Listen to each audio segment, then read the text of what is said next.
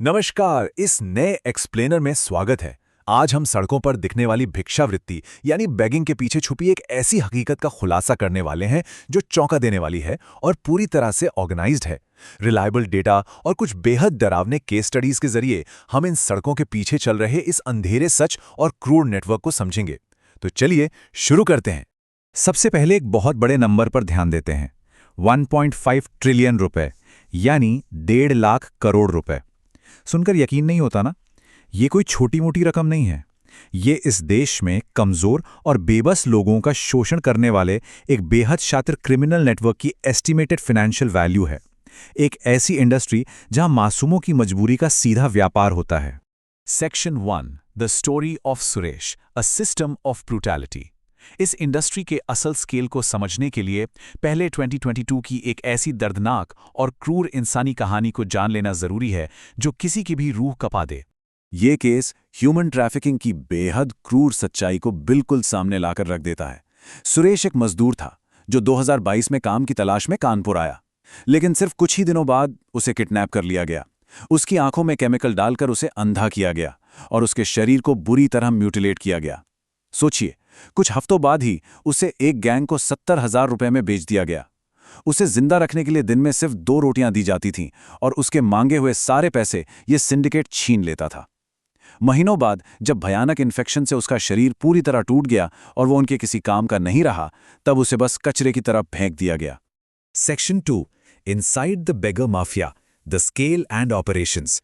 सुरेश की इस अकेले की दर्दनाक कहानी से थोड़ा बाहर निकलकर अब जरा इस माफिया नेटवर्क के नेशन वाइड ऑपरेशंस पर नजर डालते हैं। ये नेटवर्क आखिर कितना बड़ा है? भारत में करीब 4 लाख लोग भीख मांगते हैं, जो अपने आप में एक चौंका देने वाला आंकड़ा है। लेकिन इससे भी ज्यादा हैरानी की बात क्या है? सेंसस डेटा बताता है कि इनमें से 21% लोग 12th क्लास तक पढ़े हुए हैं और 3,000 से ज्यादा लोगों के पास तो प्रोफेशनल डिग्री या डिप्लोमा तक है। मतलब अच्छी खासी पढ़ाई के बावजूद उन्हें इस रास्ते पर धकेला गया है। अब इस छोटे से फिगर को देखिए, सिर्फ 300 रुपए। ये आंध्र प्रदेश में एक नवजात शिशु यानी एक इन्फेंट का दिन भर का रेंट है। इन मासूम बच्चों को जानबूझकर नींद की गोलियां या कफ सिरप पिलाकर बेहोश रखा जाता है। क्यों? ताकि वो रोए नहीं, शांत रहें और आते जाते लोग उन्हें देखकर ज्यादा से ज्यादा तरस खाएं। ये सच में दिल दहलाने वाला है। यहाँ एक बहुत ही शार्प कॉन्ट्रास्ट दिखाई देता है। एक तरफ वो लोग हैं जो शिकार हुए हैं, जिन पर बेहद क्रूरता की जाती है, जिन्हें भूखा रखा जाता है, और दूसरी तरफ हैं इन गैंग्स के लीडर्स, जो किसी रूथलेस कॉर्पोरेट मैनेजर की तरह काम करते हैं। ये लीडर्स शहरों के इलाकों को आपस में बांट लेते हैं, त्योहारों की पूरी प्लानिंग करते हैं। चेन्नई में तो ऐसे केसेस भी पकड़े गए जहां ये माफिया अपने फायदे के लिए और लोगों की आस्था का फायदा उठाने के लिए भीख मांगने वाली महिलाओं को मंदिरों के बाहर हिंदू भगवे कपड़े और मस्जिदों के बाहर मुस्लिम बुर्के तक पहनाते थे। Section 3, helplessness versus choice, the root causes. अब इस बात पर आते हैं कि आखिर वो क्या असली कारण है जो लोगों को सड़कों पर भीख मांगने के लिए मजबूर करते हैं। ये डेटा 2021 की एक बहुत ही कॉम्प्रिहेंसिव जॉइंट सरकारी रिपोर्ट पर आधारित है। यहाँ सबसे अहम पॉइंट ये निकल कर आता है कि ये लोगों की अपनी मर्जी नहीं है, बल्कि सिस्टम की नाकामी उन्हें मजबूर करती है। करीब 62% लोग गरीबी की दलदल से और 45% बेरोजगारी की वजह से इस बेबस रास्ते पर आते हैं। और हाँ, कोविड-19 लॉकडाउन जैसी आर्थिक तबाही ने न जाने कितने हजारों और लोगों को इस कमजोरी और शोषण की तरफ ढकेल दिया। सोशल मीडिया पर अक्सर एक अफवाह उड़ती है कि भिखारी तो बहुत अमीर होते हैं, लेकिन डेटा स्मिथ को पूरी तरह तोड़ देता है। हकीकत में आमदनी बेहद कम है। करीब 32% लोग दिन के 100 रुपए से भी कम कमाते हैं। इनकी टोटल आमदनी दिल्ली जैसे शहर में एक अनस्किल्ड मजदूर की जो मिनिमम वेज होती है, करीब 15,908 रुपए, उससे बहुत बहुत नीचे है। और सबसे बुरी बात तो ये है कि वो थोड़े बहुत सिक्के भी माफिया बॉसेस द्वारा जब्त कर लिए जाते हैं। Section 4, policy and systemic failures, the governments response. इस एक्सप्लेनर में आगे हमें बिल्कुल निष्पक्ष होकर ये देखना होगा कि कानूनी और राजनीतिक सिस्टम ने ऐतिहासिक रूप से इस संकट को कैसे देखा है और कई बार इस समस्या को कैसे और भी ज्यादा बढ़ा दिया है। इस फाउंडेशनल कानून को ही ले लीजिए। इसने ऑर्गेनाइज्ड गैंग लीडर्स को पकड़ने के बजाय सीधे उन पीड़ितों को ही अपराधी बना दिया जो भीख मांगने के लिए मजबूर थे। इस एक्ट के तहत बिना किसी लंबी कानूनी प्रक्रिया के उन्हें 10 साल तक कैद किया जा सकता था। ये क्लियरली दिखाता है कि ऐतिहासिक रूप से सिस्टम का फोकस एक्सट्रीम गरीबी को ही एक अपराध मानने पर रहा है। लेकिन फिर 2018 में दिल्ली हाईकोर्ट का एक ऐतिहासिक फैसला आया। कोर्ट ने बिल्कुल सही पहचाना कि भीख मांगना दरअसल एक सामाजिक और आर्थिक विफलता यानी सोशो इकोनॉमिक फेलियर का प्रतीक है। उन्होंने दिल्ली में इसे डिक्रिमिनलाइज कर दिया। हालांकि दुर्भाग्य से आज भी देश के कई और राज्यों में भीख मांगना एक पनिशेबल ऑफेंस बना हुआ है।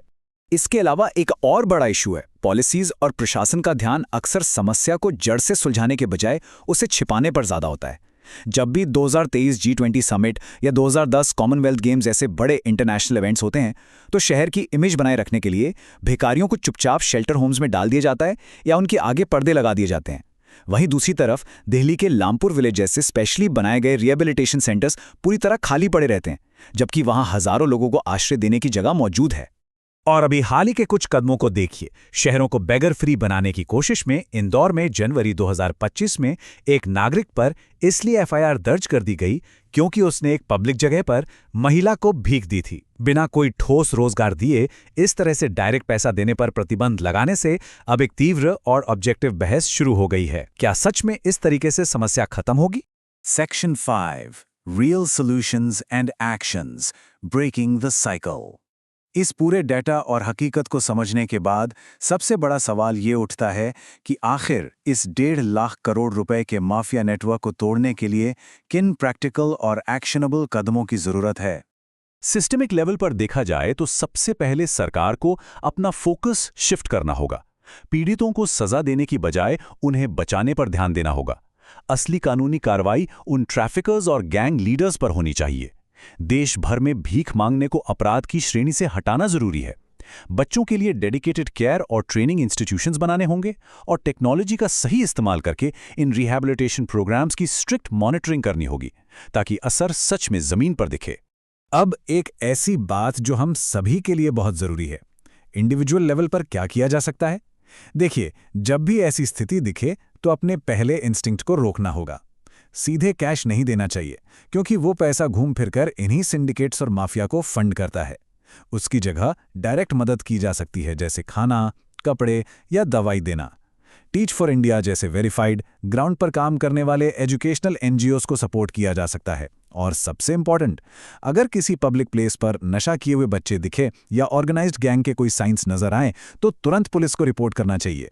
इस एक्सप्लेनर को खत्म करते हुए एक बेहद गहरा सवाल पीछे छूट जाता है। समाज और सिस्टम को आखिर ये तय करना ही होगा कि क्या उन बेबस और मजबूर लोगों को सजा दी जाती रहेगी जिन्हें सड़कों पर ढकेल दिया गया है, या फिर आखिरकार इस 1.5 ट्रिलियन रुपीस की इंडस्ट्री को निशाना बनाया जाएगा जो उन्हीं की मजबूरी का धंधा कर रही है। सवाल कठिन जरूर है, लेकिन इसका जवाब ढूंढना अब बेहद जरूरी हो चुका है।